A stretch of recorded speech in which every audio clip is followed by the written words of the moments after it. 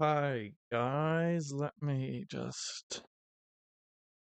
Hi guys, welcome back to Conversing with Poets. Thank you so much for spamming those hearts before the live stream. I did see that. Delgal's using the Gary Goyle emoji, love heart emoji thingy. So thank you so much. Hello guys, welcome to today's Conversing with Poets. I'm trying a new mic positioning. I did some vigorous testing, and it's not the mic. It's basically the acoustic, the fact that, I'm sitting in a garden shed and the acoustic's just not that great. Because when I was using the mic back inside, it was nice and crisp and working fine. So I don't know if this is going to change anything. If not, I'm going to soundproof the shed. Um, I'm going to take a minute, as always, just to see if anybody else dropped in. I may have messed this stream up. I set it to go live at 7. I scheduled it for 7 instead of 5. Tuesdays and Thursdays we go live at 5. Let's just take a minute to appreciate that rhyme. And Sundays we go live at 7. So I may have confused everyone.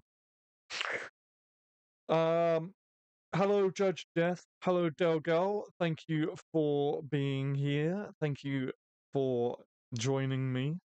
It's going to be an interesting live stream. I'm feeling a little bit bummed out. Some of you, I know Judge Death does. Some of you might know why. You can probably tell by the title of this live stream. It's a sad day for the poetry community. I'll get into it in a little bit. I'll give it another couple minutes. But how is everyone today? How is everyone this evening? I hope that you have brought your discussion caps with you. Today we're going to be talking about being stranded on an island and choosing a particular poet, which is, one of those conversation topics that are quite common, I guess. And we're talking about something else, of which I've completely forgot. Let me check my notes. Part 1, we'll be talking about how you feel your poetry has matured over the years. How do you feel like your poetry has matured? So those are the two topics. To begin with, we're going to talk about the sad news of Benjamin. It was a good day until I heard about Benjamin. Yeah, I was just going to get started on that topic. So, for those of you who don't know, unfortunately, Benjamin Zephaniah passed away today from a brain tumor, which is, of course, very, very sad. We were literally just talking about him on Tuesday. So if you're watching this in a playback, if you go to the video before this in the playlist, we were literally talking about him in that video, and unfortunately he passed away today from a brain tumor. It is a huge blow to the poetry community in general, but especially the UK poetry community, and particularly the poetry community in London. Yeah, I'm not gonna sit here and say I was the most dedicated fan. There are, if you go on social media, there are some amazing tributes coming in. Benjamin Zephaniah was hugely generous with his time, and he did a lot of talks at universities and stuff like that. And I've just been reading all these tributes coming in, and from people who, so many people, he spent time talking to and stuff. So I'll leave all the really deep tributes to those who actually met him and stuff like that. Unfortunately, I never got to see him live. Um, I came across Benjamin only possibly 4 years ago. He had a TV show on Sky Arts called Life and Rhymes, and that was my first exposure to him. He has this incredible energy about him, massively passionate about poetry, contagiously passionate about poetry, which of course inspired me. He he was offered an OBE and turned it down because he said it would be a contradiction of his character, which is commendable. But he did restart required. That's not good. My laptop says it needs to be restarted. That's not good, guys. Anyway, he turned down an OBE. He had this, show on Sky Arts. I've just found out today that he was in Peaky Blinders. I haven't seen Peaky Blinders, and he was a huge. He did so much for social change as well. So if you don't know about Benjamin Zephaniah, please look him up. He deserves it. He was a good guy, and just so passionate about poetry.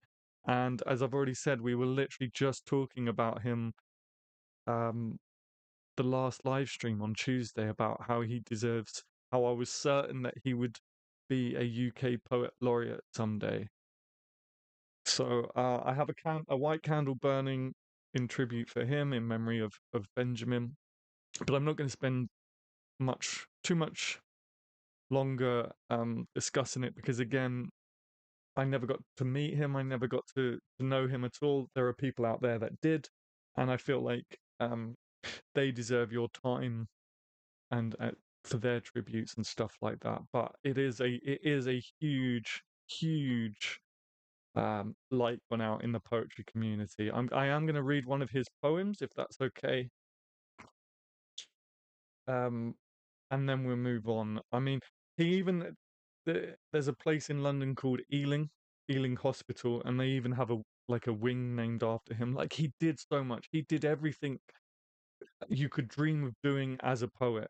Um, Definitely someone to look up to and to look into, I guess. So I'm gonna read a poem of his as tribute, um, and in remembrance, and then we'll move on. For the people in London, he was a superhero. Yeah, absolutely. He was a fantastic poet. I highly recommend others pick up his book because the dude was a wonderful poet. Yeah, he wrote fiction as well. He's got books out. He's an actor, as I say. He was in Peaky Blinders. He's huge on the London scene, as Judge Death says, and so it is a massive loss. But I'm going to read I'm going to read a poem real quick. I did already have it up, and now it's not on my phone. Let's see if I can find it again real quick. But hello, if you're just dropping in here. Sorry, it is a bit of a sad intro to the live stream, but I will pick up my energy again and we'll get started. But first, I'm going to read "Talking Turkeys" by Benjamin Zephaniah. Be nice to your turkeys this Christmas. Also, it's before I start, it's written in a Jamaican twang, but I'm not gonna try and do that. I'm just gonna read the poem in my own um accent. Be nice to your turkeys this Christmas, because turkeys just want to have fun.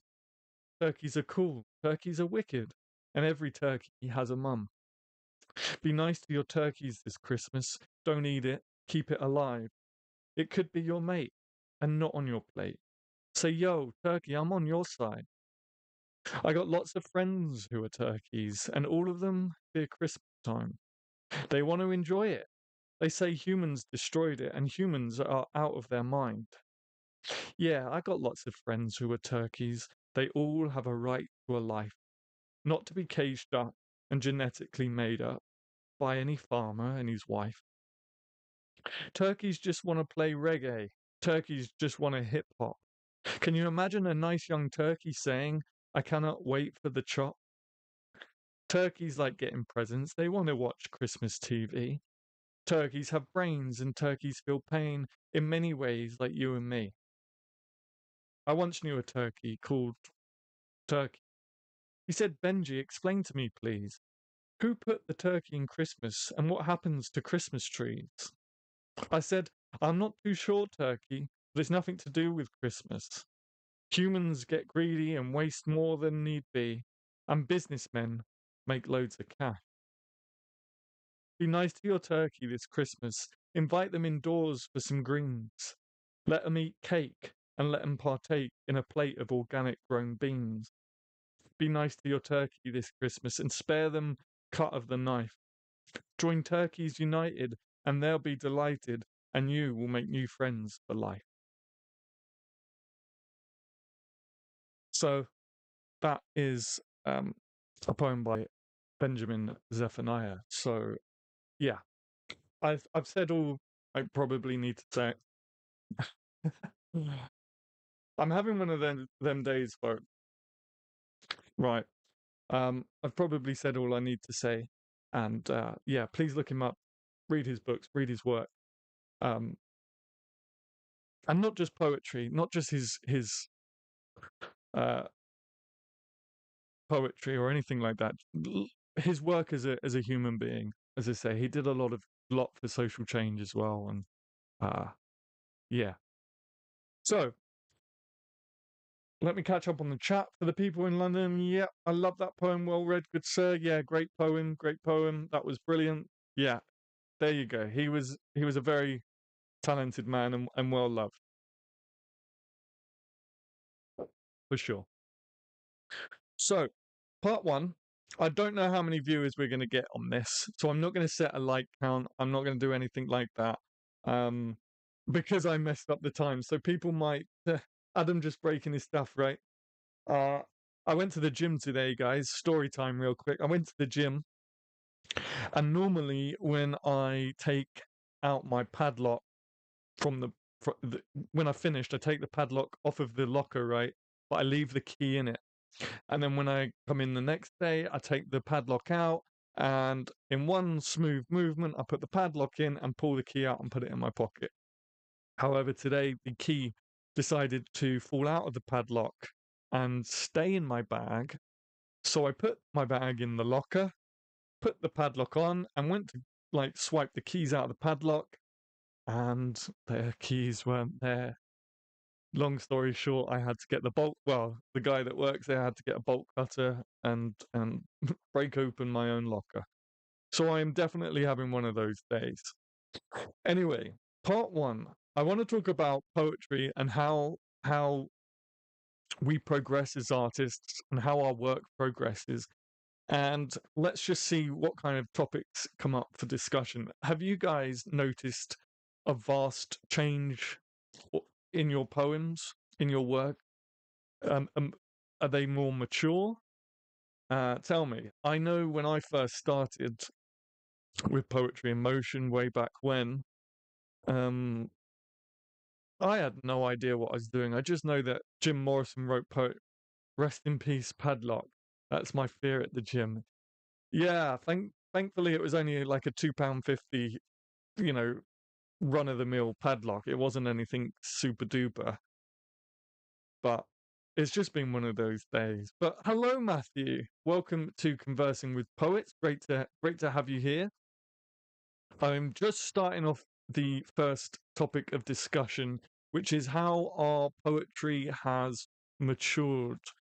Uh, yeah, when I first started writing poetry, it was because I had discovered I was reading a autobiography by Ray Manzarek, who is the keyboardist of The Doors, and it got to a point in the book where he was discussing Jim's poetry, and my curiosity was piqued, so I looked it up and was like, I'm gonna have some of that, and haven't looked back since.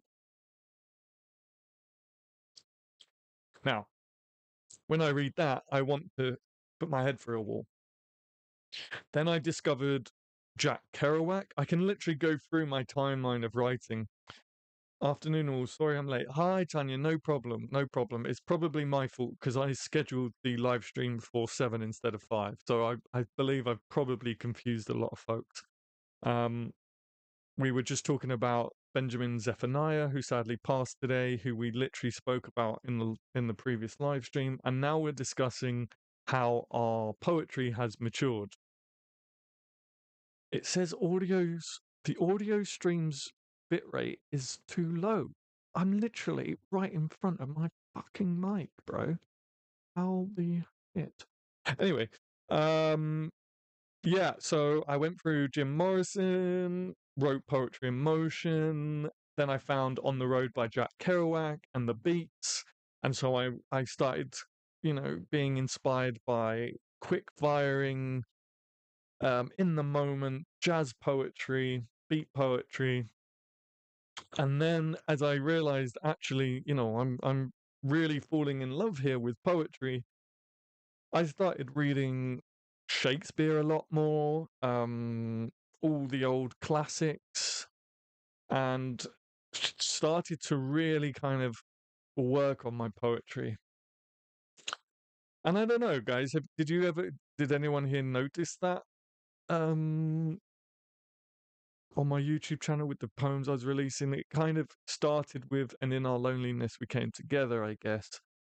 Then the Ungiving Tree, I think I mentioned in the last stream. Someone asked me something or other, and I mentioned the Ungiving Tree. Anyway, I've really tried to kind of go more in that direction. But how about you guys? How have you noticed your poetry maturing? Or were you perfect from day one? I'm sure you were all perfect from day one, for sure. I don't know if that came out right. I'm only joking with that, by the way. Um, I don't know if that came out correctly. It sounded, after I heard it, it sounded really. Check this out, guys. Coffee on coffee. When I heard it out loud, it sounded quite passive aggressive. I didn't mean it like that. 7 likes already. Thank you so much, guys. I've said that because I haven't really, because I messed up the time for the stream. It did. Sorry, guys. I really didn't mean it like that. Because I messed up the time for the stream, I don't really expect a huge number of people jumping in. But 7 likes already. That's great.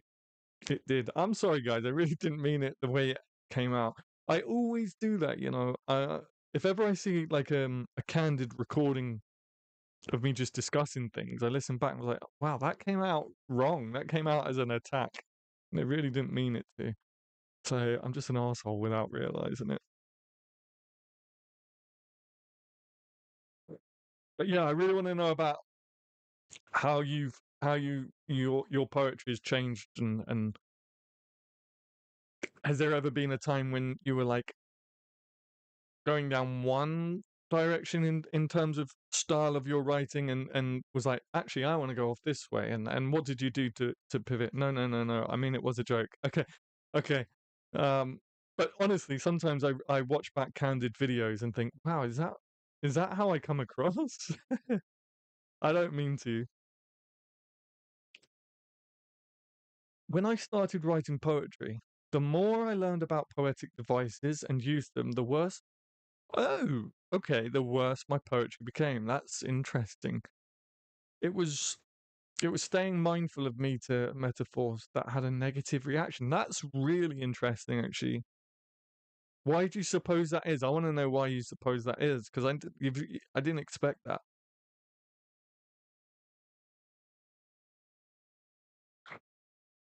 Is it because you do you feel like maybe you overthought it?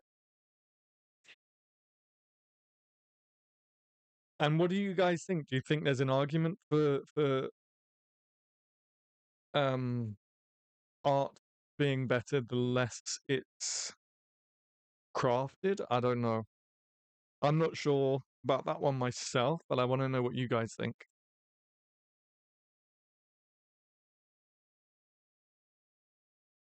Tiny Tabernacle.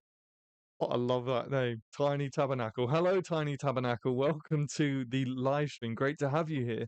I mostly write songs, but sometimes poetry. As I've gotten older, I have a more fleshed out philosophy of life. So I feel a lot more like I actually have something to say when I write. Yeah, absolutely.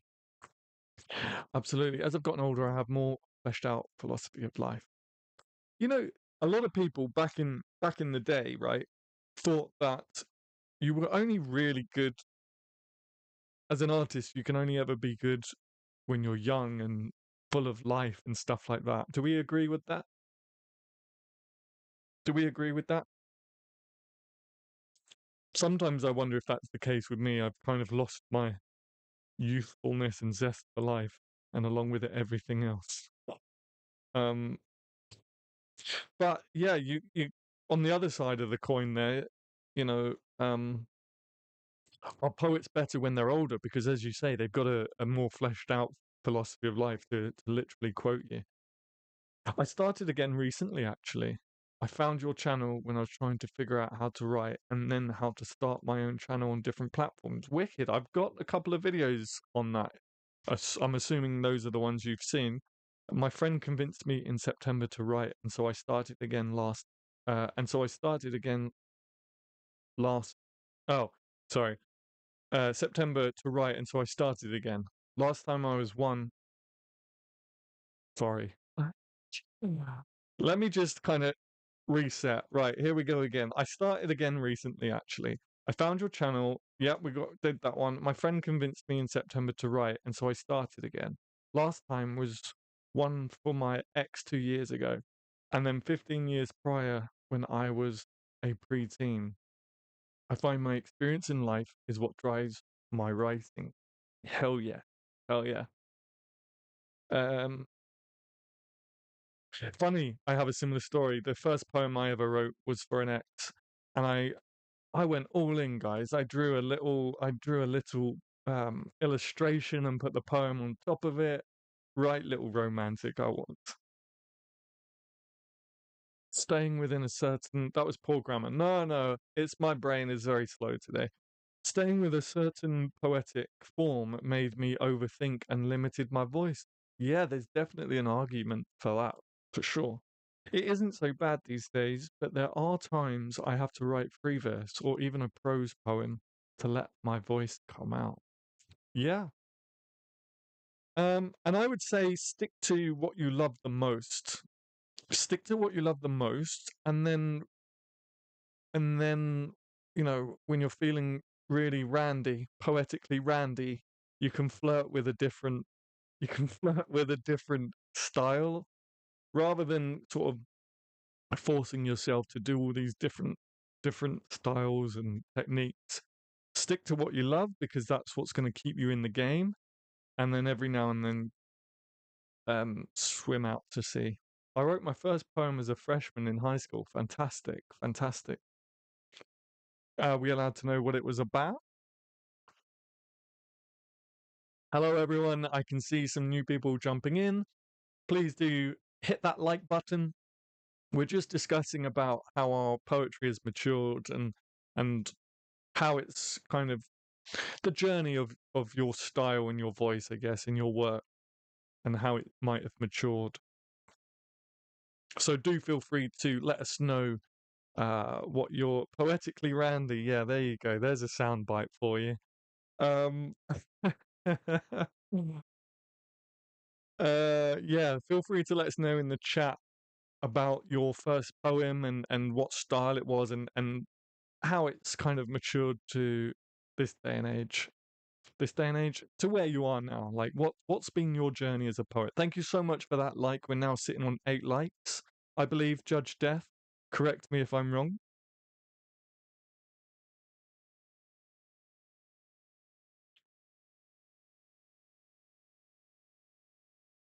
But I'm super efficient today as well. I've got one mug, which I was trying to get through during the countdown, but alas, I didn't. And then some more coffee in a takeout. 9. Why does this keep happening? I have no idea. So technically, this is now my second mug of coffee. So if I start going hyper, that's why I'm coming out with sound bites like poetically randy because I'm just caffeinated. It was about a feather falling to the lonely ground. I broke up with my high school crush. How I felt. Beautiful. Yeah, it seems like we're all a bit romantic, right? Us poets in our romance. My first poems were about how black I felt inside, and the abyss. abyss, which was my soul. Now that's very poetic. Now it's whatever I feel. Then I reread it and write something more uplifting to help, yeah, get out of that feeling. Yeah, yeah, I got you. I got you. Yeah, I can relate to that as well. Although, actually, unfortunately, my I've been in a similar position, and unfortunately, it stripped me of all my creativity. As the regular guys know, I haven't written a poem in over a year, unfortunately. But the creative cogs are turning. I think I may even go as far tonight, folks, to say that I will sit down come Monday and start writing again because I'm quite excited by the project I've got in my head.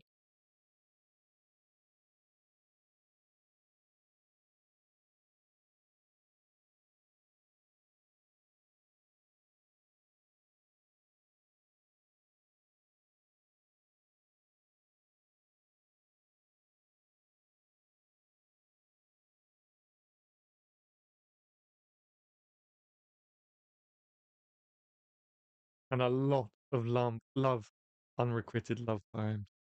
Do it. I will. I will. I pledge to you guys now that I will sit down and start writing from Monday. There may be a lot of dust and a lot of junk to get out of the vein, to get out of the veins. But we'll start. We've got to start somewhere and then clear the pipes of junk and let the good stuff roll. You were one of my inspirations to begin. So I'm happy to hear that you'll continue. Thank you so much, Matthew. Wow, that's I don't know what to say to when I hear stuff like that. I don't ever really know how to react, but I'm just really glad that, me sitting in a little old garden shed making some videos inspires people. And that genuinely was my motivation because, as I say, I always had an intrigue for poetry, but never really allowed myself to do it until I've said this, I don't know how many times in this stream, but until I found out that someone I looked up to was into it. And then, I've never really been an academic. I used to skip poetry class in school, actually. I never really I can't sit in a room and study. So I kind of just winged it for the longest time. And so I kind of wanted whatever sort of knowledge I gathered, I wanted to impart on other people. So clearly I've succeeded. So that's great. Thank you, Matthew. I really appreciate it. And thank you for being here and just hanging out. That's always great too.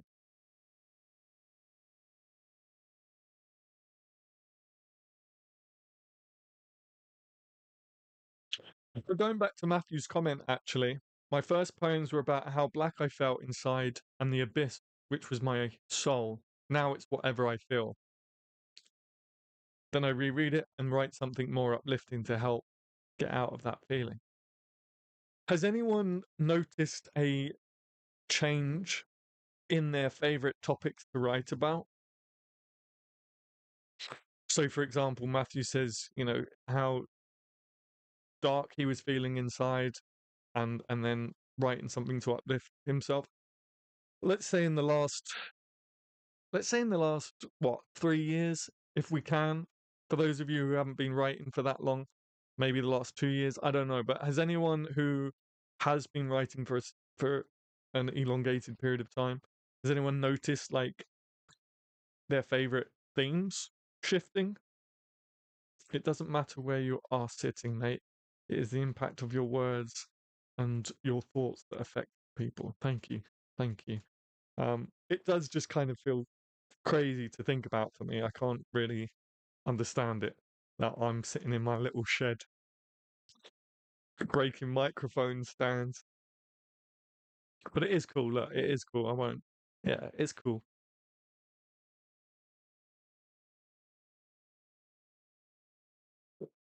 It's cool.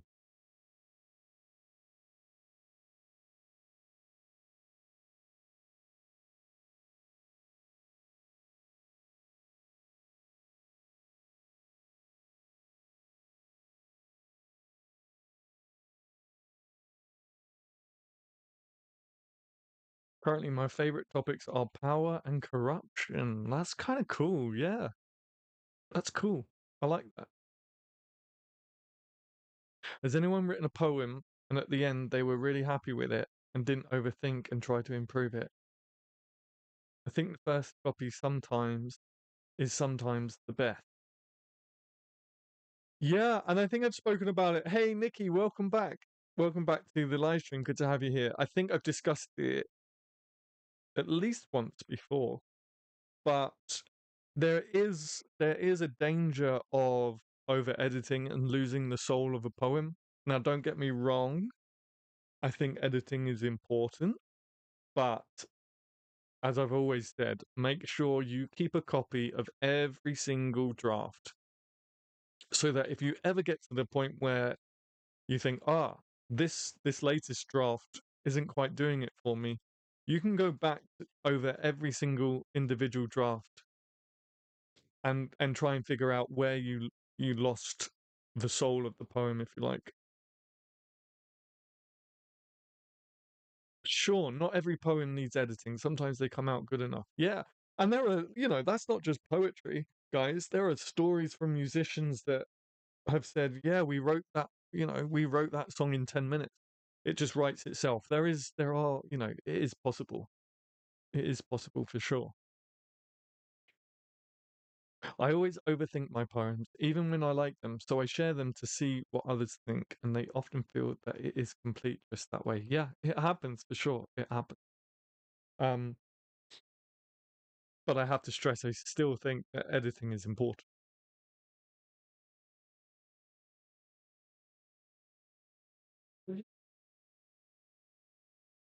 Oh, sorry guys, I hate that noise myself.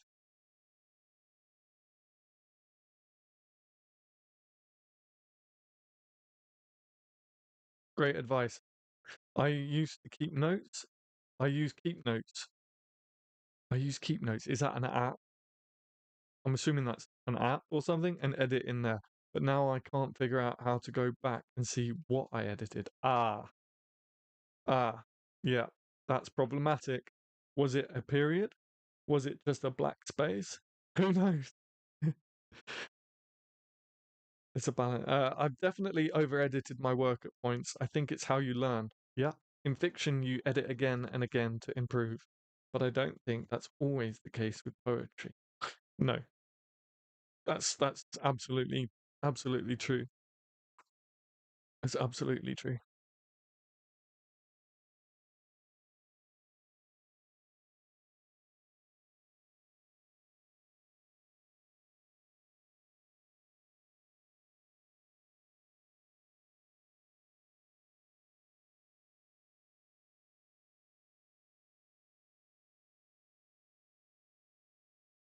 I might have to get my phone notes out and see if I've got any other discussion topics just in case. We still got 25 minutes. Hi everyone. Hi Garage Poets. Welcome back. Welcome back. We're just discussing what are we discussing, guys? We're just discussing the journey as an artist, as poets, and discussing how we feel our poetry has matured over time and um excuse me, what that journey looks like for you. I don't know why I added a question mark. Hey, it's cool. It keeps me on my toes. Um, yeah, we're just talking about like our art maturing over time and how that's happened.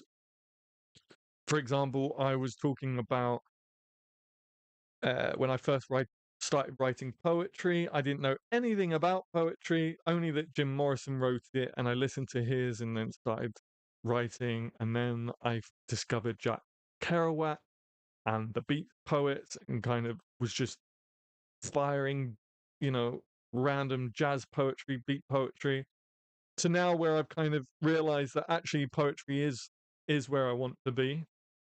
And so I've really been looking at all the old classics, studying them, figuring out what makes them so good, whilst also trying to, maintain a modern feel.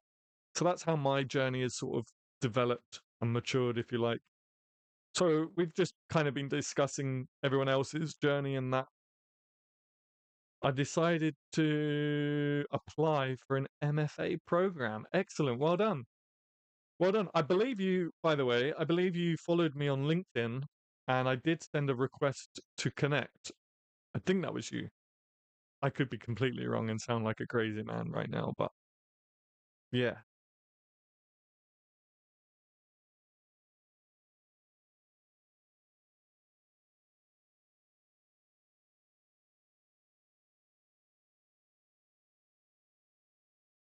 And I did watch one of your open mics. I left a comment where you're wearing the Yoda hat and stuff. I enjoyed the I enjoyed the banter you guys have. It's good stuff.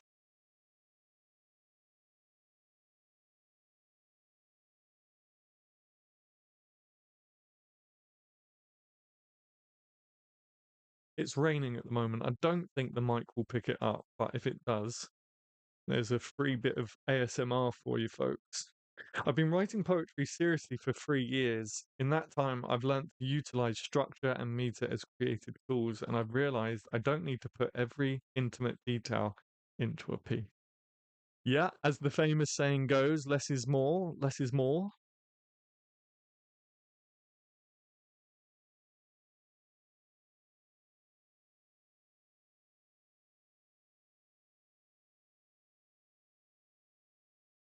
To make an effective emotional point.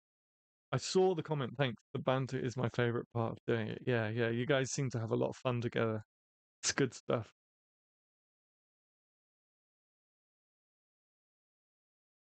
We also started this stream out uh, discussing Benjamin Zephaniah, who sadly passed today of a brain tumor. He's an amazing poet, garage poet. So I know you're in the US, so you probably might not know who he is, but he's certainly huge over here, massive in the London scene. So definitely check him out.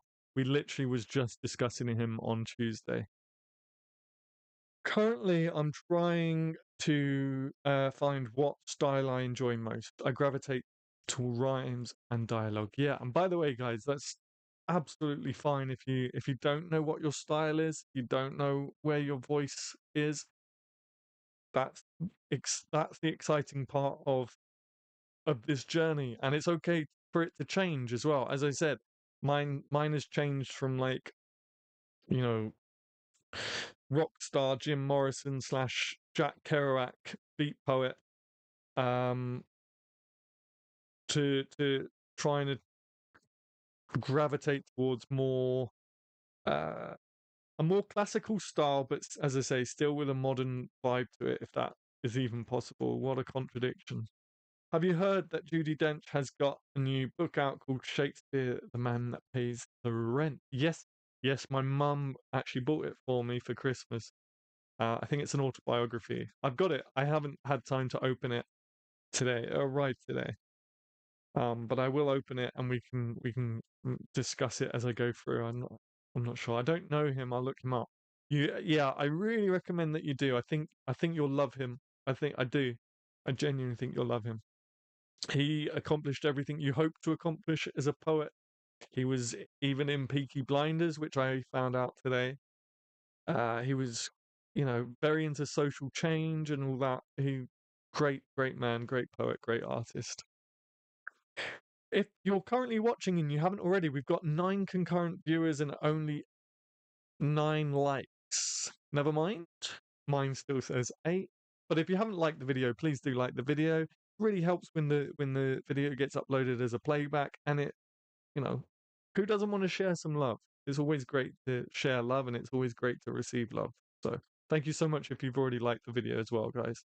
I do feel my poetry has matured in many ways. One of my favorite devices to use is symbolism. This is particularly good when your theme is power and corruption. Yeah, it's two very strong things.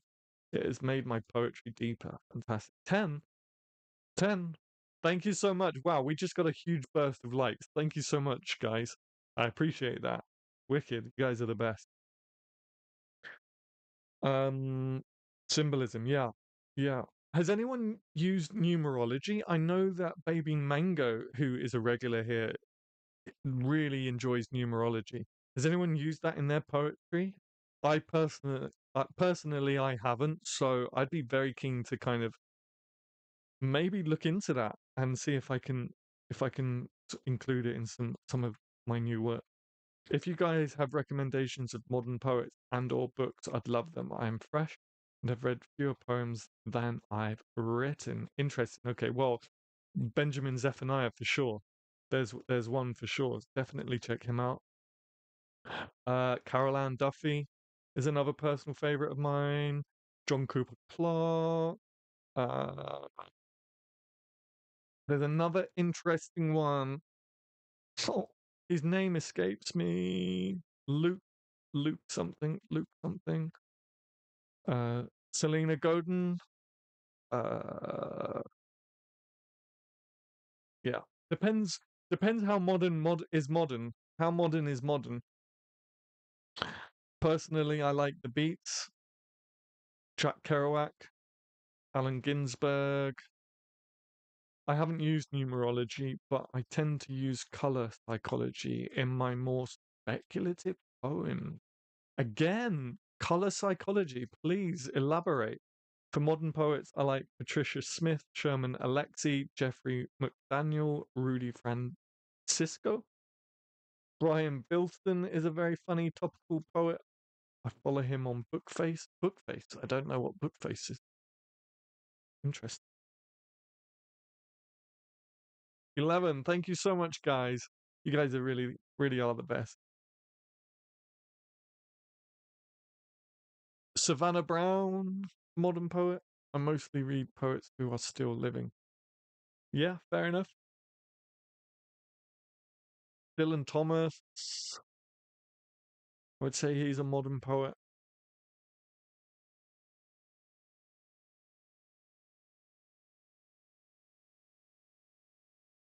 Thanks, everyone. Yeah, no problem. No problem.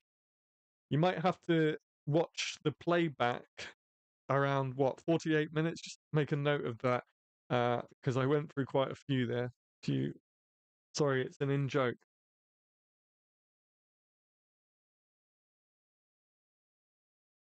Okay. You lost. Oh, Facebook. Oh, I missed Facebook. I just saw the emoji and sorry, it's an in joke. Facebook. Sorry, it's an in joke. Bookface. Got you. Got you. Okay. That went over my head. Sorry, I spoilt your joke, Nikki. My bad. You can throw tomatoes at me, everyone.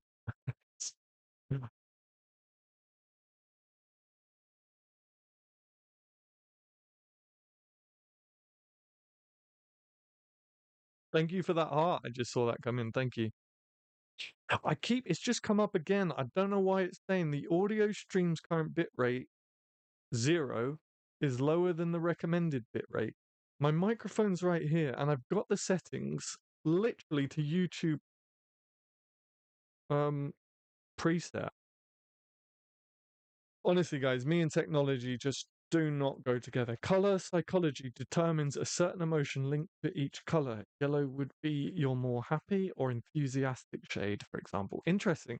So, how do you use that in your poems through words? I'd be very interested. I'm genuinely very interested because it's something new for me that maybe I can try out as well. How do you use that through words and poetry?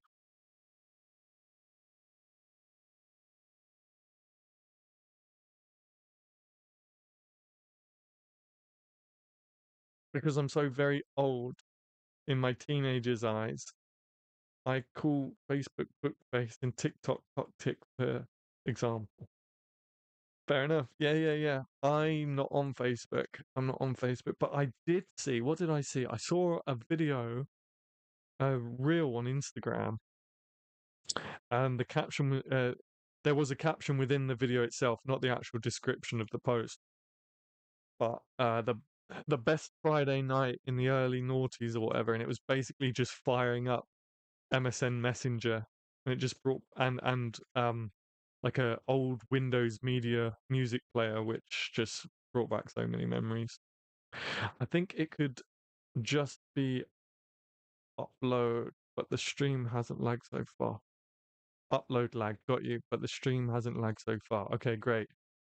Um, Yeah, I said it in the last live stream. The audio, when I watch these back, the audio sounds so grainy and just not very good. And I know it sounds so petty and silly, but it really like bums me out. It really bums me out, especially when I've like bought a microphone, a stand. You know, I want these streams to be good, right? But it is what it is. It is what it is. Me and technology, we just don't get on. And apparently neither do me and Padlock. Color psychology in poetry could come through in items mentioned in a poem. You could see a yellow balloon and red shoes, but this is only important when connected to the overall emotion of your poem. That's really cool, Judge Death. That's really cool. I might even give that a go. Oh yeah, spending ages finding the perfect song lyrics for your MSN headline, and then the trauma when your crush doesn't acknowledge it. Yeah, yeah, yeah. This was another thing that was in the reel. Do you guys remember MSN nudges? You could nudge people if they were taking too long to reply. You just nudge them, like, "Hey, give me attention. Don't forget about me."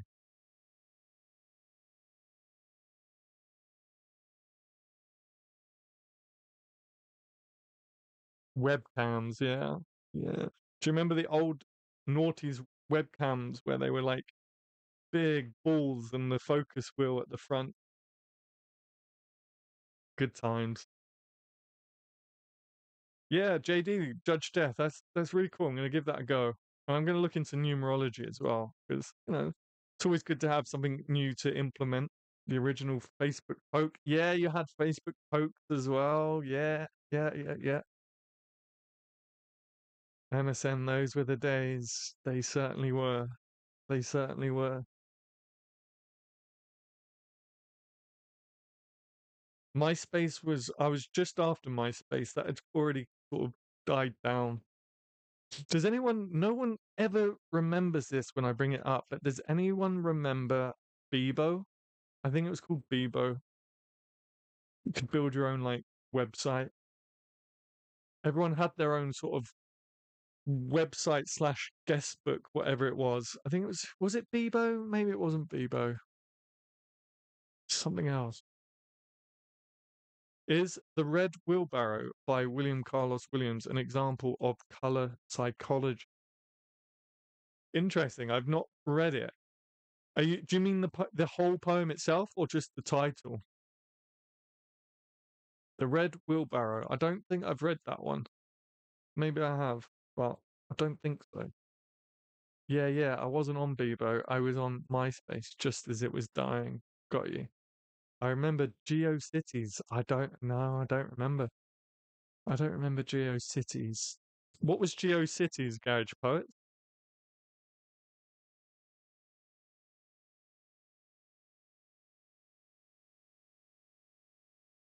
It's a short poem. I'll tell you what, why don't I read it for you guys? That'll be fun. Oh, out for delivery. I got an Amazon delivery coming, guys. Hell yeah. I don't know if you guys remember. So today was payday. I don't know if you guys remember, but I mentioned it 2 or 3 streams ago. I found a skull, a Shakespeare skull on Amazon, and I bought it. It looks cool. I think it's a collector's item. It looks cool though. Right, what was I doing? The Red Wheelbarrow. The Red Wheelbarrow by William Carlos Williams. Like Vibo. Vibo, I've heard of Vibo. Yeah, yeah, yeah. Oh wow, when you said it's a short poem, you really meant it's a short poem.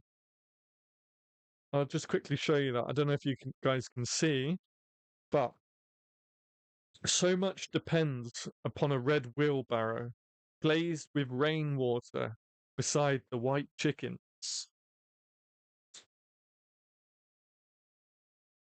JD, what do you think? Is that color psychology?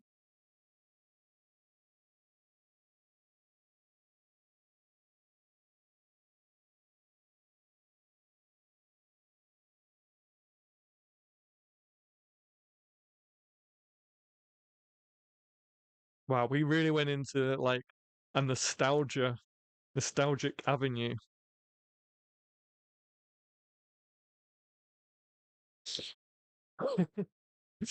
I'm going back through my catalogue of poems and I've noticed symbolic themes being attributed to certain people and scenarios that I wasn't aware was being repeated. There you go. The stream may start getting a little bit slow. We've got heavy rain now. There's heavy rain above me. I don't think so. Colors are linked to emotion in the poem. For example, yellow is happy, so you'd only use yellow in a poem if its overall emotion was happiness. Okay. Yeah, I was just saying because I'm starting to get some warnings on my dashboard and some buffering going on. The stream may suffer because we got some crazy weather. It's quite cool to see how my creative mind processes different feelings. Like in one situation, everything is floral and hunger. I'm not sure why I've chosen those, but it's interesting for sure. Has anyone ever gone back? I'm going to move this a little bit closer and try not to shout, just so the rain doesn't get through. Um, has anyone ever analyzed their poetry like Nikki's just done and thought, oh my goodness, there's stuff going on that I didn't even know about. I think the white is emptiness and the red is violence. Yeah, yeah, yeah, yeah. In the red wheelbarrow. I kind of got that vibe. Ah, okay. I'll have to look into that. That is an interesting connection to utilize. Red is linked with danger or power. I don't think the red wheelbarrow touches on danger or power, but I am not too familiar with the poem.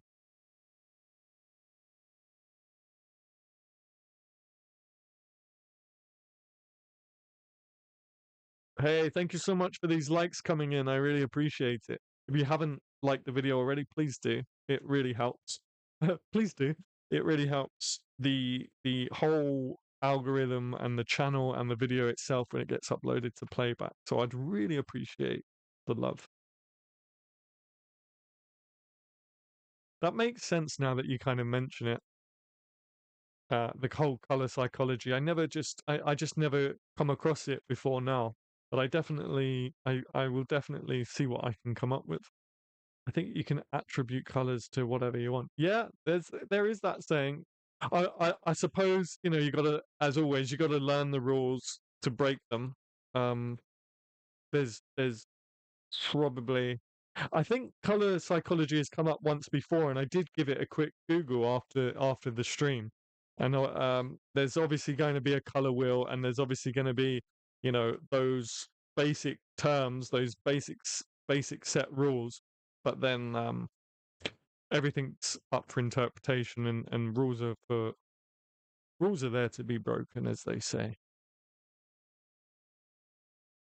The red, I think, is power over the chicken. Oh, there you go. That's kind of cool. Yeah. E.g., Taylor Swift, I know, refers to different relationships as red, blue, gold, monochrome. It's not based in psychology, but it works for her interpretations of the emotions. Yeah. And that goes to what I've just said. There's going to be whoever kind of discovered this is going to obviously put out their set rules for things, but then it can be broken.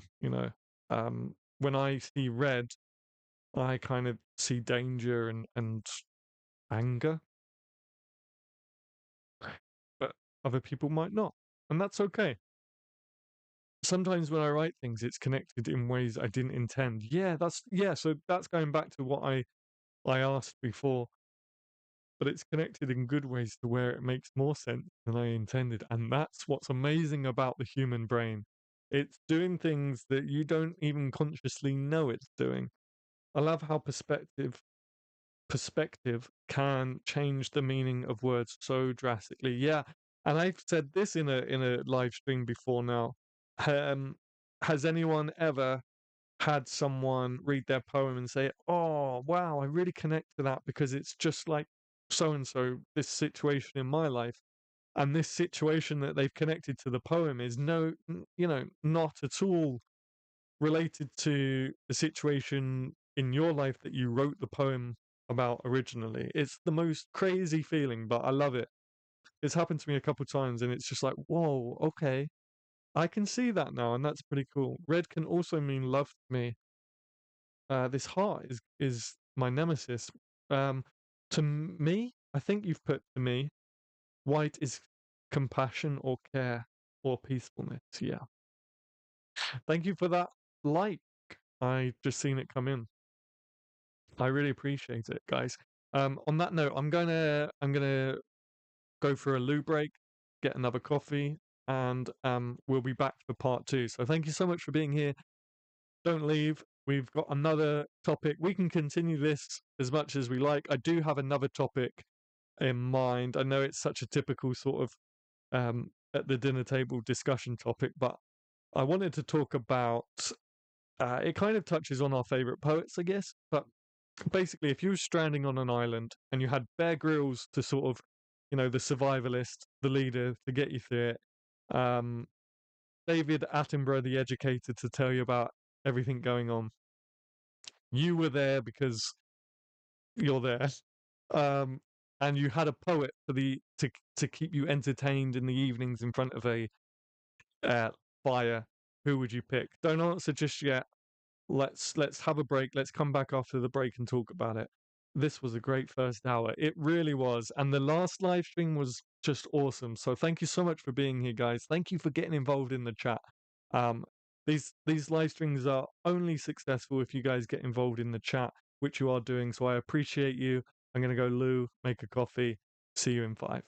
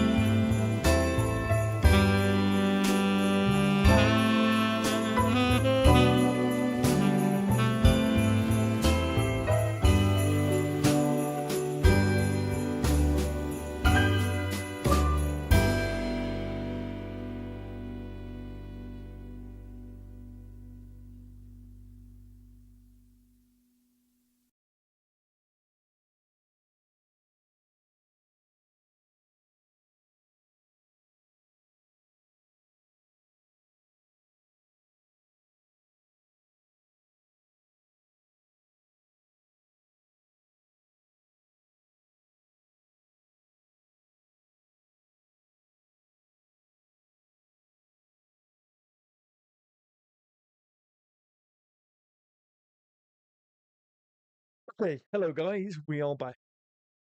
Let me. Yes. Are we all met? Are we still. Nearly did it again. Here I am breaking stuff. Um, are we all met?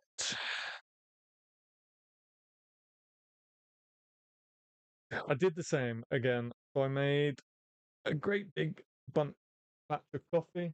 I have one in a flask for later, and then obviously one in my mug as well. So, as I was touching upon, I want to talk about. And we can maybe come back to the color psychology again. I think I do find that interesting. Maybe you guys can explain numerology to me as well in a little bit. But for now, let's start with a nice, light, easy topic, hopefully. Anyway, so you're stranding on an island. You've got survival taken care of. Bear Grylls is with you, whatever. You've got David Attenborough, the educator, and you're there as a spare set of hands or whatever to help build the shelter, blah blah blah. But you need the someone to provide some entertainment, someone to provide some culture. Let's go with a poet. Who are you picking and why? And why? That's probably going to be that's the Ara Ara. Hello, welcome to the live stream. Great to have you here. We're just getting started on part two. You're stranded on an island. You've got everything you need in terms of survival and education. You're in charge of bringing along the poet who's going to keep you entertained at night in front of the fire. Who are you picking and why? And I really want to know why because that's going to be the conversation, right? I haven't thought about mine yet. I thought about the topic. I haven't thought about mine. Who would I pick and why? Hey, Jack Kerouac. No, you can't. JD, how dare you? You can't take that from from me. No, great choice. I essentially started writing poetry because of him. There you go. Look, you and me both. You and me both, JD. Have you seen the new um mural? Mural they've put up in Lowell, Massachusetts. I believe it's Lowell, Massachusetts. I think that's his hometown, right? If you go on Instagram and type in Jack Kerouac Estate, you'll see it. It looks amazing.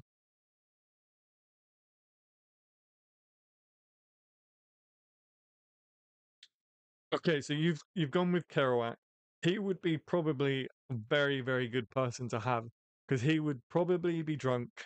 He would be having a good time with it, right? Man, I can imagine the poetry he would write looking out at like tropical storms and stuff. Yeah. Okay, so we got Jack Kerouac. Haven't seen it yet. It's amazing. It's really good. As I say, when you got time, just go on the bit rate again. When you got time, go on Instagram, Jack Kerouac Estate. It's all over their Instagram. They've only just done it in the last couple of weeks, so it's nice and fresh.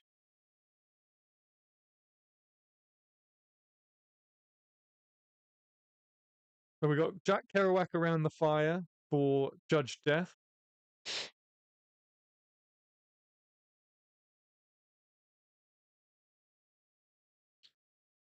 What's the question? Okay, so you're stranded on an island.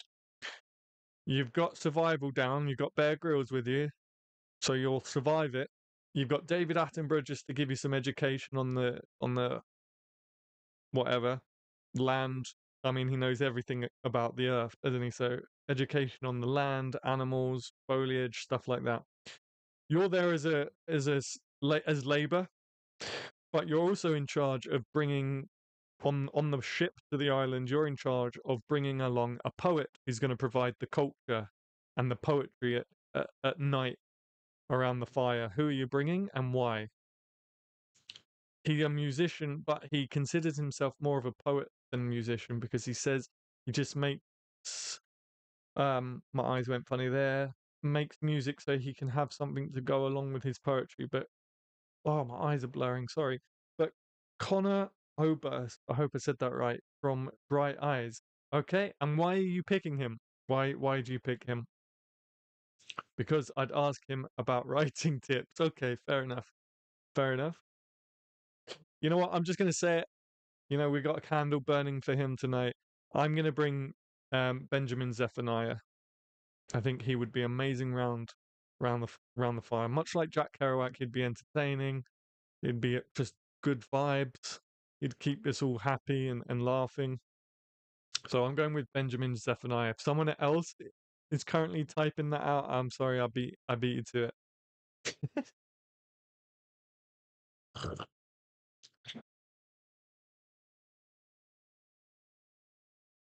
Sorry if you can hear me slurping, by the way. It's incredibly hot coffee.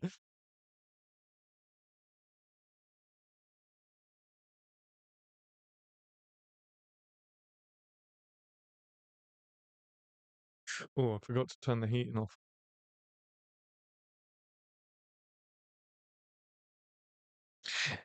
Hello, hello. If you're just joining us, welcome to Conversing with Poets. We're just talking about who you would pick as a poet to be stranded on an island with, and why, most importantly, why. And if you haven't already, please hit that like button. I really appreciate it. Show the video some love, show me some love, show the guys in the chat some love. These live streams are doing really well, actually. Um, in terms of views and likes. I really appreciate it, guys. If you're watching this on playback, really appreciate you. Dr. Zeus, because he's quite entertaining and I love wacky rhymes. Yeah, I can imagine Dr. Zeus would be pretty cool on an island with Johnny Depp. Interesting, interesting. Yeah, if Johnny Depp was a poet, I can see that for sure. He's just released, or there's just been a preview released of his new art collection. If anybody has seen it, The Bunny Man. I think I am in a gallery in Atlanta. I think I could be wrong. I think I would bring Brian S. Ellis because he is hilarious and a great guy. Awesome, awesome. Because he's hilarious and a great guy. Wicked. Yeah. So that that didn't take very long to sort of wrap up. It's one of those topics that is probably a little bit overdone. So I apologize, guy. Dr. Zeus, Jack Kerouac, and Benjamin Zephaniah are on an island. Yeah, that sounds like the start of a wicked tale. Just imagine. I would like to hear Luther Vandross sing some Shakespeare's lines. That would be cool. That'd be really cool. His voice is delicious. It would be fascinating to hear. That would be cool. That would be cool. There are a couple of videos on YouTube of people singing Shakespeare's poetry. There's a really good one on Sonnet 18, actually. It's really beautiful. She's got a great voice. I can't tell you what channel it's on, but if you Google it, it'll come up.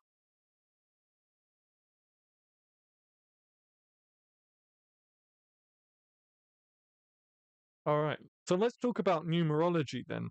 I know Baby Mango would love this, but has anyone experienced numerology in poetry? Can anyone tell me how that's a thing? As someone who's never looked into numerology. Only when I did a ghost video and heard the number 7 and was pretty certain that that was a significant number. And it's a number of the angels, apparently. And there's a moped whizzing round.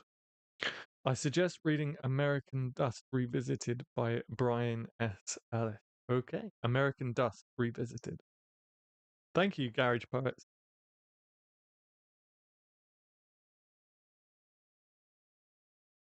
There's a famous rapper who is now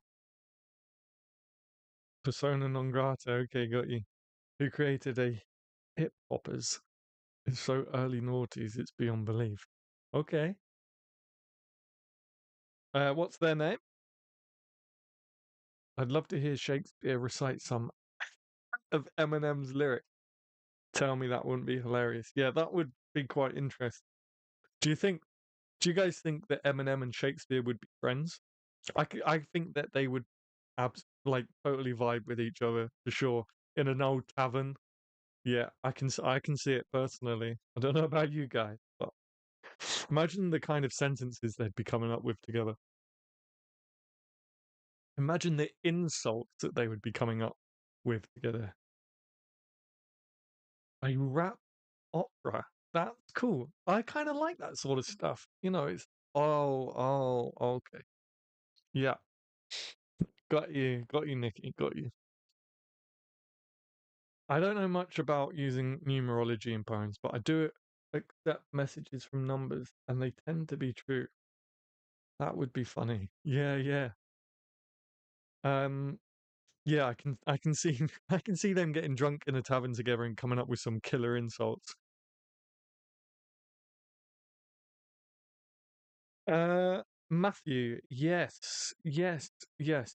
I haven't come across it in poetry before. I'd be very interested if anyone, again, with the whole color psychology and numerology, two very new things to me, would be interested would be interesting to try and do something with them. So if you guys can give me examples of numerology and poetry, but I was also going to say something else.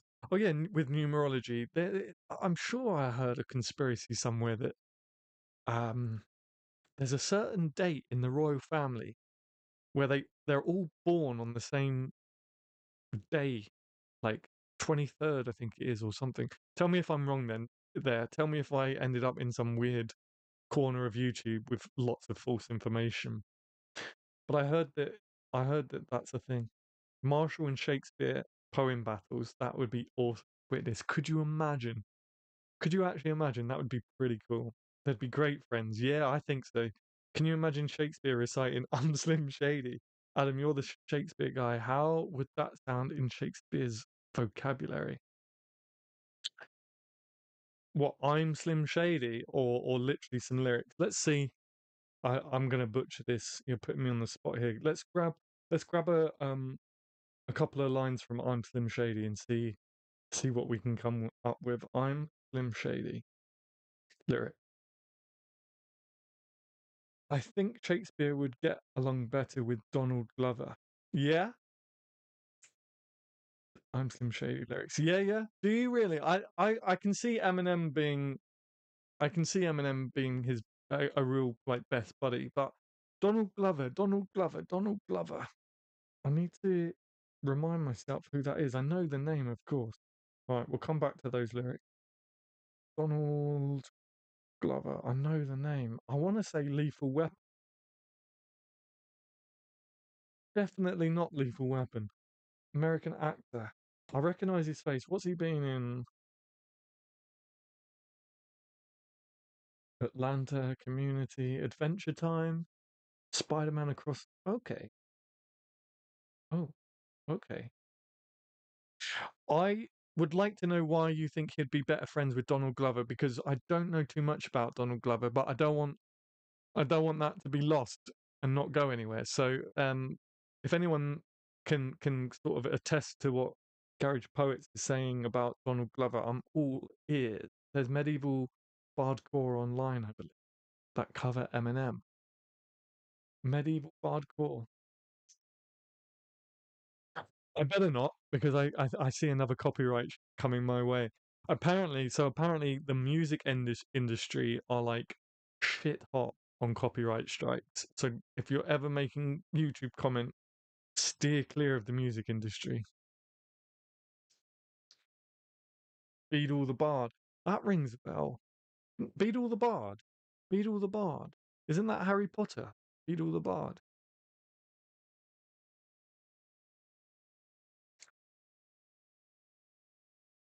I'll listen to that after the stream, I promise, Nikki. I daren't put it on now because we'll get a copyright strike.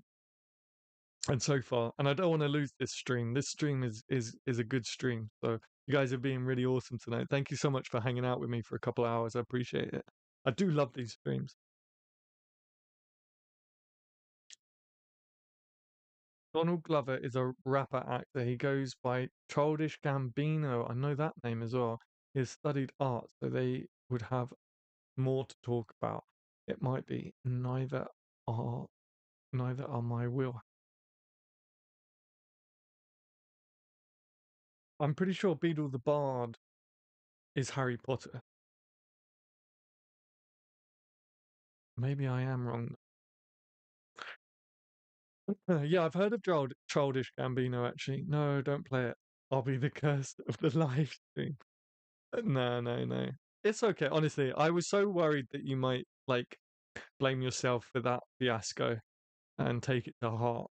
Honestly, don't worry about it. It's fine. But yeah, if ever you make content, stay away from music industry. Apparently, they're real hot on things, which is understandable, I suppose. As you know, we're all artists sitting here. No one wants our work stolen, so that's fine. You can't be too angry.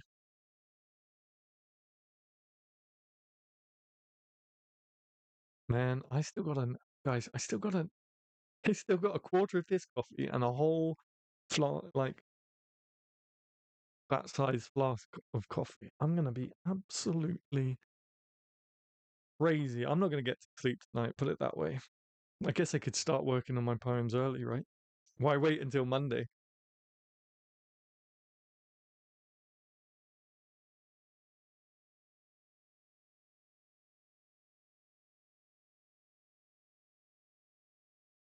Also, by the way, guys, if you're watching this as a playback, don't forget to subscribe as well. I really want to try and hit, I don't know, maybe I'm being way too ambitious, but I really want to try and hit that 10,000 subscribers next year.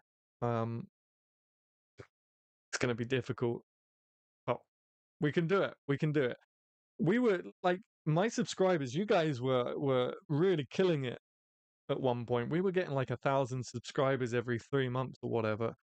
But it's my fault because I stopped making content. So, I take the blame on that. But if you're watching it and you're not subscribed, please do subscribe. I'd really, really appreciate it. I don't know anything about numerology and poetry. I know a little about numerology, having used it in a short story, cool, a long time ago, but that's about all I know. Doth thou art knoweth from where thy heart beateth and addresseth me, said my name. Is it say that heart again? Saith my name? I think Ara has smashed it there, guys. There's the Shakespearean Eminem right there. Doth thou art knoweth. Uh doth doth thou art knoweth from where thy heart beateth and addresseth me, saith my name. Good job. Am I pronouncing your name right as well? Is it Ara or Ara? You will get there. Thank you. Honestly, I felt awful. No, I was so worried that that might be the case. And honestly, don't stress about it. But I'm not used to the YouTube goblins like you. Yeah, yeah, thick skin by now.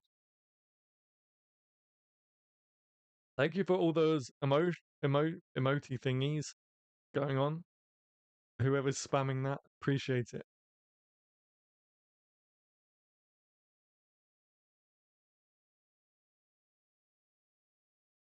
I don't think I can go through much more coffee, guys. I'm not gonna lie.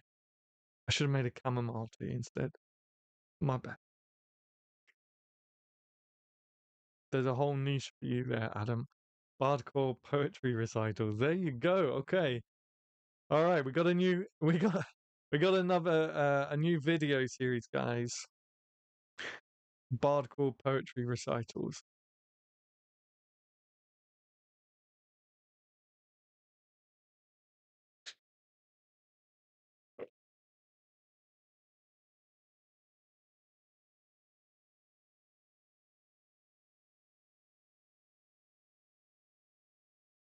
All right. Let's have a look at my little notes app. We're getting through quite a few. I've got hopes for 2024, and I don't know when. It'll be nice to. Excuse me. Here come the but. It'll be nice to discuss that at some point. When do you guys want to discuss like the typical hopes for 2024? Uh, where do they want to take their poetry? That's two of them there. I think someone told me that Christmas Eve falls on a Sunday, which is stream date anyway. Would you guys rather wait for Christmas Eve for that sort of thing? I mean, it ties in well, I suppose. Rather than do that now, I think it's probably best to wait for a special evening like Christmas Eve. Um, Missed opportunities I have down here. Missed opportunities. It's kind of depressive. Typical me. How do they like? How do you like to ingest a poem? All right, yeah, there you go. Let's talk about that. How do you like to ingest a poem? Written really weirdly, but how do you guys like to take in poetry? Do you prefer reading it? Do you prefer listening? Do you prefer going to shows and watching it being performed? If Christmas Eve is a Sunday, does that mean New Year's Eve too is too? Yeah, but I don't think I'd like to talk about it on New Year's Eve. It is, yeah, yeah. 31st is a Sunday.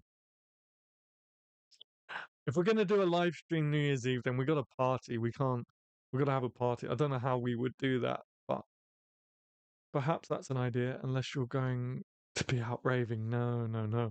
My partying days are long behind me. I wouldn't even, I wouldn't even know how to stand in a club right now, let alone dance. Plus, I don't drink either anymore, so it'd be even more awkward. Just be there like I'd be the coke guy. But oh, flask! It's the air in the flask. There's like a high pitched squealing going on. I wondered what the hell that was, but it was just the flask. Yeah, I'd be the coke guy in a nightclub these days. As soon as I turned 18, I was clubbing like 3 times a week, sometimes 4 times a week. I knew the bouncer. Like me and my friend never even got ID'd on the door because the bouncers knew who we were. I really like listening to a poem read while I'm reading it. Yeah, do you know what? I don't think I've done that. I don't think I've ever done that. Personally, for me, I prefer to have read the poem first. I prefer to be familiar with the poem. But then I really like listening to someone read it. And then I like to so if I like ingest poetry, how guys help me out here. You guys are all wordsmiths. Why am I so awkward? Give me a new sentence rather than ingesting poetry. For me, when I'm taking in poetry, I like to read it first. Then, if possible, I'd really love to listen to it. And then once I've listened to it, then I really like to just read a poem line by line and really take it in. Hello, Mr. Crispy. Captain Crispy is in the house, everyone. Hello, Jeff. Welcome back to the live stream. We're just discussing um have you guys helped me out here? Shots, ingestion, uh in order of digestion of poetry, ingestion, yeah. I guess we're all a little bit lost on this one. We're just talking about how we like to take in poetry. There you go. There you go. It's as simple as that. Absorb. Thank you, JD. Absorb poetry. There you go. Ruing, not eyeing. I listen to audiobooks while reading. It helps me to follow it. I've not tried it with poetry. I'm going to give it a go. Yeah, definitely, definitely. In fact, Yoda, someone called Yoda, I've seen them on one of our live streams, left a suggestion in one of our live streams. I don't think it was the last one. I think it was the one before that, maybe. No, it was last live stream where we spoke about consumption. Thank you, Nikki. Um, when we spoke about Kubla Khan, someone left a comment on that, recommending a Spotify album where they read it, and there's a cool recording of that if you guys want to check it out. Kubla Khan by Sir Ralph Richardson, I think it was Sir Ralph something. Let me catch up on the chat. I will be out of town, weather permitting, traveling to Michigan for the new year. Snow, ice, cold. We'll try to log on. Hey, and honestly, don't New Year's Eve is family time, Tanya. If you can't make it to a live stream, then really don't worry about it. I understand, guys. I won't be doing anything, so I might go live. We can have a little rave. I almost wrote consummation as consumption. Consummation of poetry. Uh, did I miss any? I don't think I missed any comments. Did I? Shots. I can't even. I'm so overshot. Yeah, yeah. Oh, back when I turned 18, Jaeger bombs were the tradition. We wouldn't do anything without. We wouldn't even sit down at a table until we've had a Jaeger bomb at the bar. I'm driven by expression, so watching performance videos kickstarts me. Yeah, yeah, yeah. Yeah, I love watching a performance like that video I did a reaction to. I really enjoyed actually. Gosh, guys, I don't know if I can stomach another coffee. What do you think? That's that's three coffees in an hour and a half already. I don't know if I can stomach another one.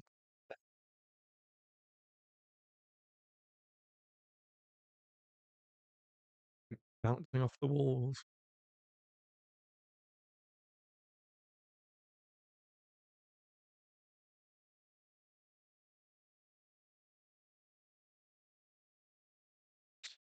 Does anyone here maybe have a more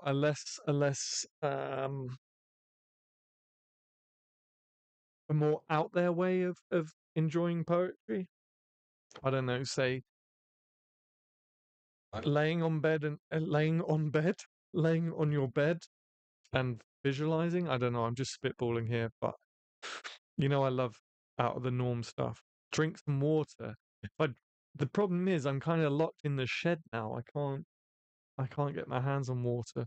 But I think I'm good. I don't think I'm gonna have another coffee. I don't think I'm gonna have any other liquids.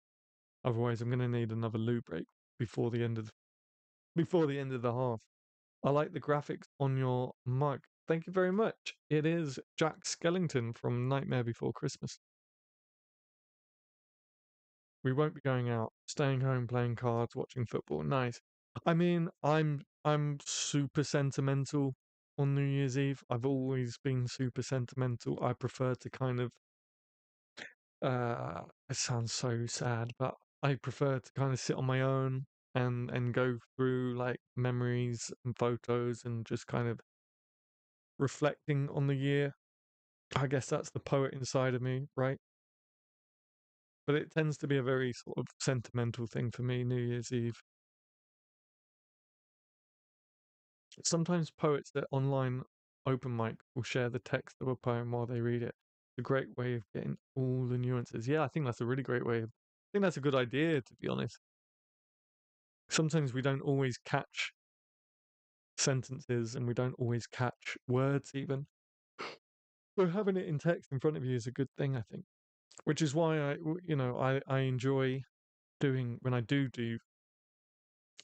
videos.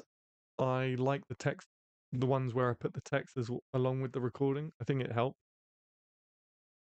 That's actually why I like listening to people perform it.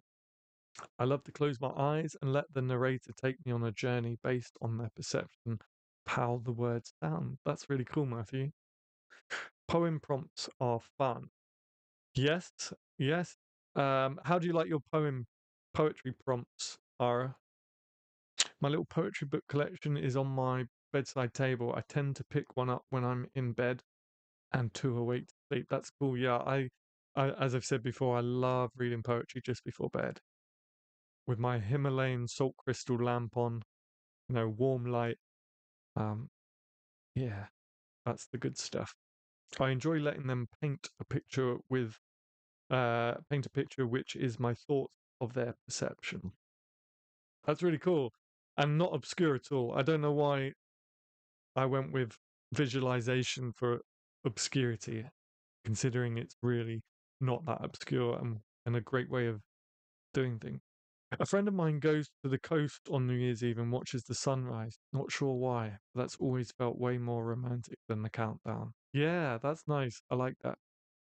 That's splendid. I like poetry in many mediums. I am not a fan of concrete poetry with words all over the page. Why? I don't get it. It just looks like a mess to me. I like poetry in many mediums. I am not a fan of concrete poetry. with words all over the page. Why? I don't get it. It just looks like a mess to me. Please elaborate. I'm just trying to figure out what you're saying with words all over the page. Are you saying you don't like poetry books? I don't know. I don't know. Elaborate on that one for me, JD. I have a Himalayan salt lamp too. It's such a lovely ambience. Yeah, it is. Does yours have the like oil burner thingy on the top?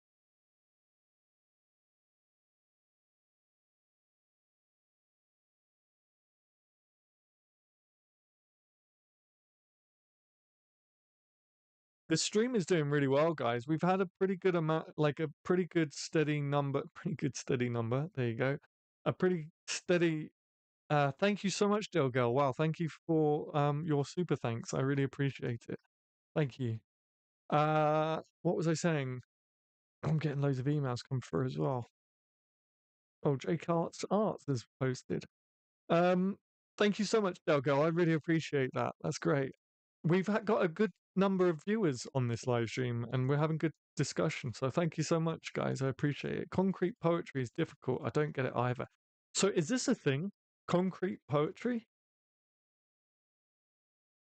Is this a thing I have not heard of? Concrete poetry. Wow, you guys are like enlightening me today. We got color psychology poetry, concrete poetry. Concrete poetry tends to have words scattered all over the page or in shapes. To me, reading those kinds of poems is very jarring. Yeah, I've just pulled it up. Okay.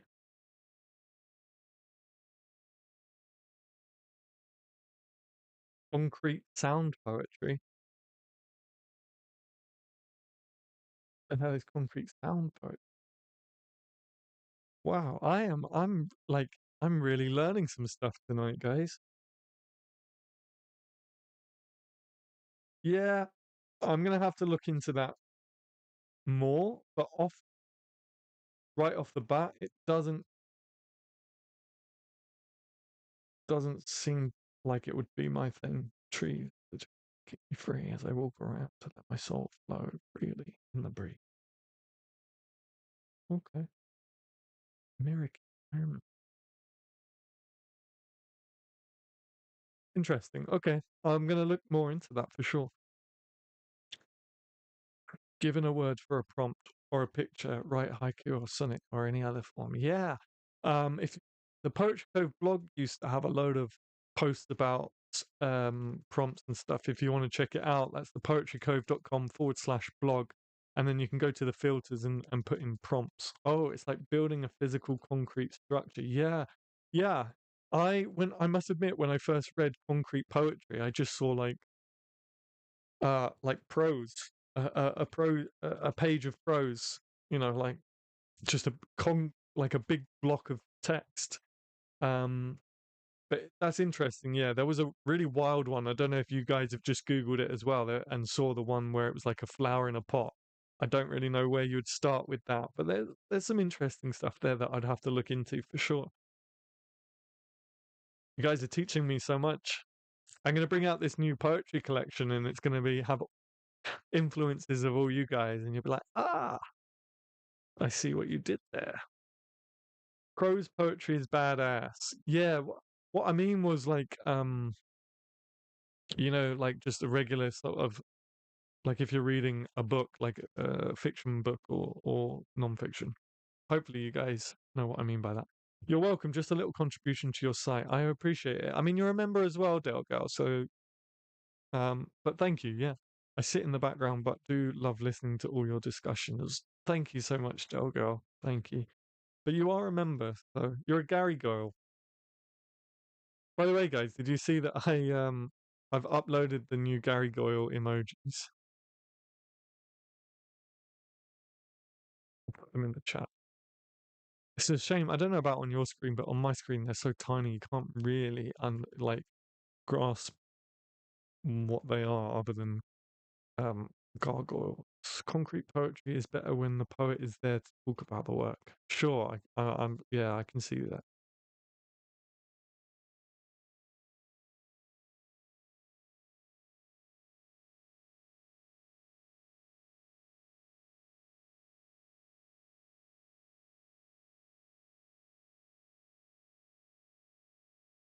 I might have to put the heating on again, guys. Sorry, it's getting a bit chilly.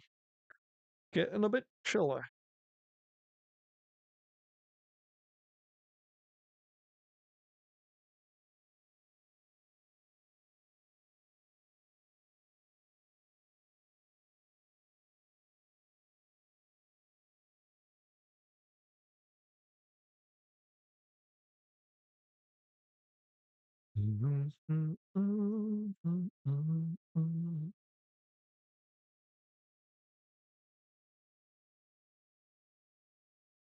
Hang on, let me go up to okay.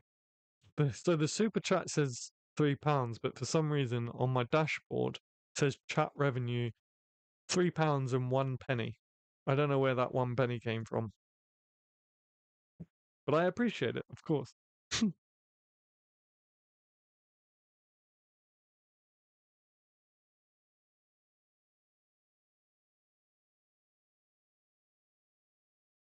I do have an Amazon delivery on its way, and it's raining, and I hate the fact that they just leave it on my step, even when it's been raining in those cardboard boxes. And then, I got a ruined book sometimes, water damaged book because it just gets left on the step.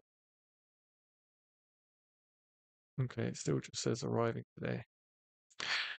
So I think I've spoken about in these live streams before. I really like Harry Potter.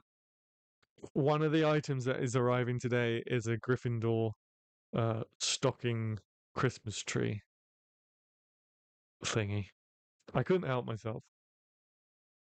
I couldn't help myself. My Shakespeare skull isn't coming until tomorrow, unfortunately. But I'll have it for the next live stream. I'm going to put it like there or something.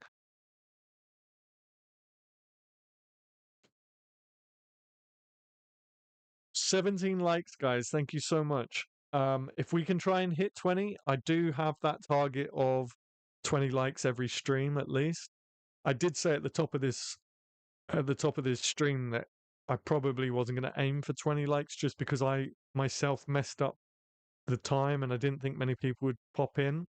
But now we're kind of there. We're kind of close by. It's in reaching distance that I might set that target for us. So if we can hit 20 likes in the next 20 minutes, that would be great. Can we get a like a minute? I don't know. But I'd really appreciate it if we did. Amazon Day, yeah. Payday. That's why. Payday. Hopes for 2024. Okay, here we go. Thank you, Nikki. Hopes for 2024. Maybe that would be good for a midweek stream. I don't do New Year's resolutions as I feel they're doomed to fail. But it'd be nice to chat about what plans people have for 2024. Yeah, definitely. You want to do that midweek? We can do that as a midweek stream for sure. What day are we on? Thursday. So we could even do it next Thursday. No, we can't do next Thursday. Can we do next Thursday? Oh no, it's Work's Christmas party next Thursday. Guys, we may or may not have a stream next Thursday. Sorry, it's Work's Christmas do. But it starts at 4:30. I'm not a massive party person, and it finishes at 9:30. So I might just get there for 4:30 and stay an hour or two just to show my face. But I'll let you know closer to the time. I'm such an awkward dude. We'll see what happens. I'm not a massive party person. That in Ravenclaw would be better though. Ah, yes, I forgot you as a Ravenclaw. I think they do. I think they have it in all houses, guys. Um, it's on Amazon. I think I might have even spoke about it before because I had a load in my basket. I literally racked up. I think it was like £110 worth of Christmas tree decorations, but I never bought them. But I did buy this one. Okay, so there's the Hufflepuff one for you guys. Hufflepuff, Ravenclaw. We're so cool that we're literally going through Harry Potter Christmas tree decorations. Why not? Why not? And Slytherin. So are there any plans for meetups in the new year? In terms of Poetry Cove, I would like to do a summer one. I think I've told the story already of the one last year or this year. I can't even. No, it must have been last year when I tried to do a Poetry Cove meetup.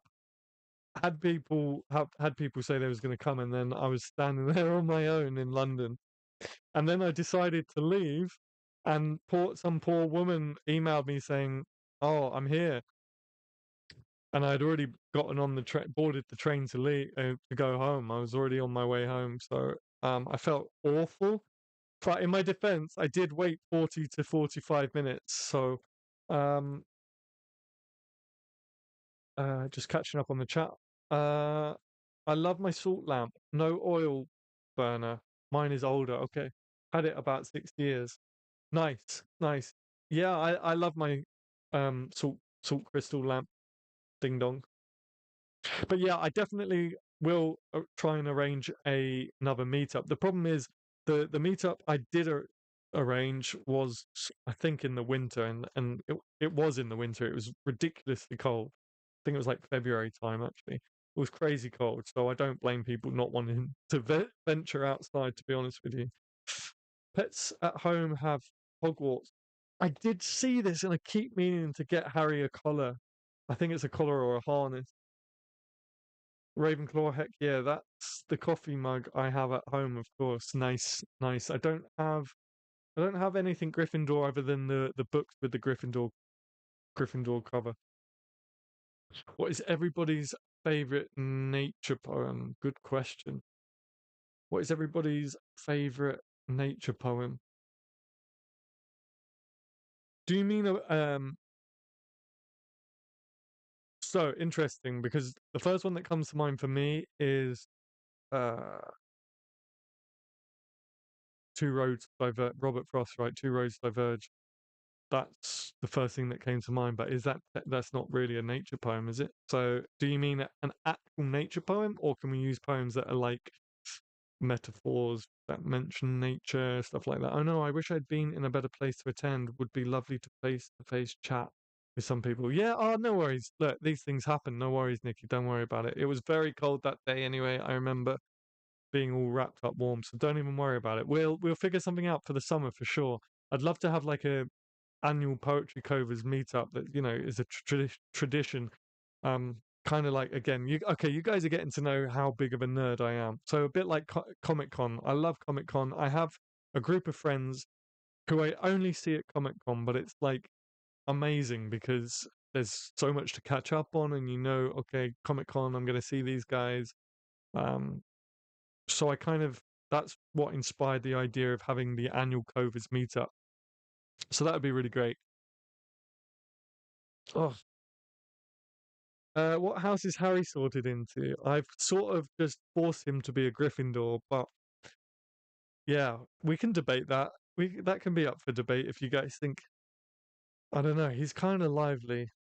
Could be a Gryffindor. He's very mischievous, so could be a Gryffindor. Stopping by Woods on a Snowy Evening by Robert Frost is a great poem. I love that poem. It's my favorite nature poem. Could be anything associated with nature, mate. Sunflower Sutra by Ginsberg, another good choice. That sounds awesome. Well up for that. Great. I'll definitely get it get it arranged. I thought it'd be good to try and have like an open mic at the end of it. I for the one that I did arrange, I arranged like lots of different workshops throughout the day, and then in the evening grabbed like a pub dinner and do an open mic. I was thinking of getting like a special guest reader in as well. So I'll definitely look into that. The Garage Poets open mic, nice. I haven't read it, but I have taken a note. Yeah, Ginsberg.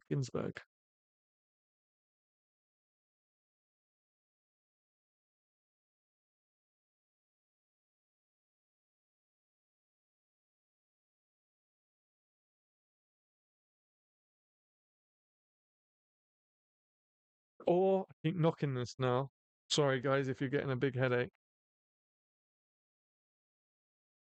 By the way, I was just had the idea of showing you, but the chair is angled at a certain degree. But this is actually an electronic reclining chair, by the way. No, it's not even plugged in. Ah, fail. But it does recline. 19 likes, guys. We just need one more like in the next 10 minutes. Can we do it? Make sure you share with your friends, any poetry friends you might have. Be like, yo, jump on this stream. There's a crazy long haired poet telling us about his recliner chair. But like the video. We just need one more, guys.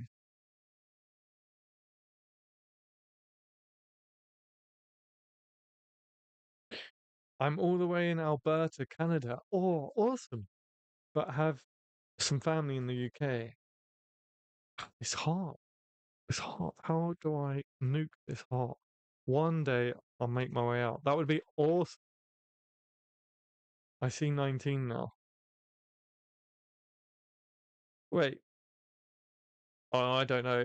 Basically, Matthew, there's a running theme in these streams where I have a completely different number to everyone else. I don't know how many likes we're on, but not many. We're in reaching distance of 20. I know that much. So let's try and do that, guys. Let's just blast out invites to our poetry friends. Yeah, it would be great to have you over here, Matthew, for sure.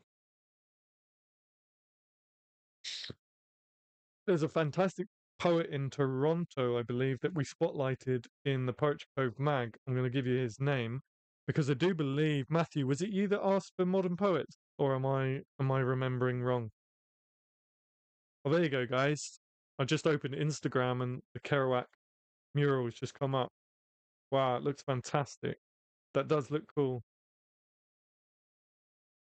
It says more to come, spring 2024. That's cool. 20. Well done. Guys, you're awesome. Thank you so much. I really, really appreciate that. Thank you. Thank you so much. What was I doing? Oh, yeah, I was getting up a poet for you, Matthew, in Toronto. He's awesome. He's Japanese Canadian. Sora Maru.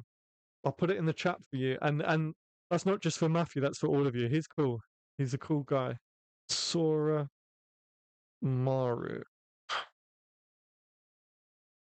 And I'll give you his Instagram is Sora Maru underscore Takayama. Takayama. He does some really cool stuff, guys. I think he's a DJ too. I'm pretty sure he's a DJ.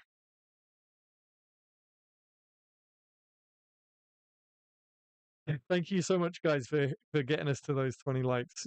I really appreciate you so much.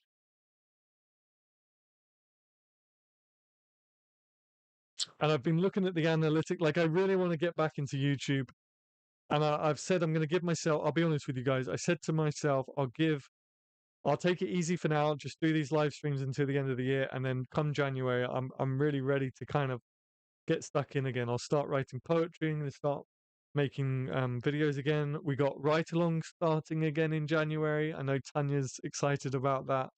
So yeah, I really appreciate you guys.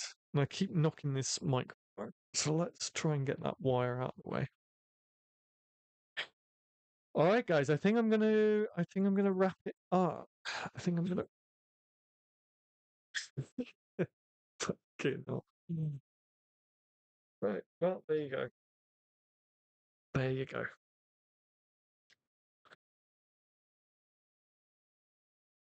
First-rate entertainment, folks. I'm going to wrap it up, guys. Hopefully, I'll see you on Sunday.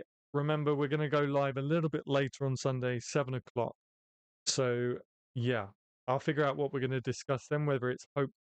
No, Nikki said do it midweek. Oh, I need to catch up on the chat, actually. Would it be cliche to say my favorite is On Autumn by Keith? Mic drop. Yeah, literally. This MFA application is daunting. Well, we're here to support you, Garage Poets, for sure. Um, just let us know how we can support you. Thanks for the stream. Yeah, no problem, dude. Are you ending how you began? Breaking your studio? Yeah, I'm mirroring. It's a technique, guys. Totally intentional. It's a film technique.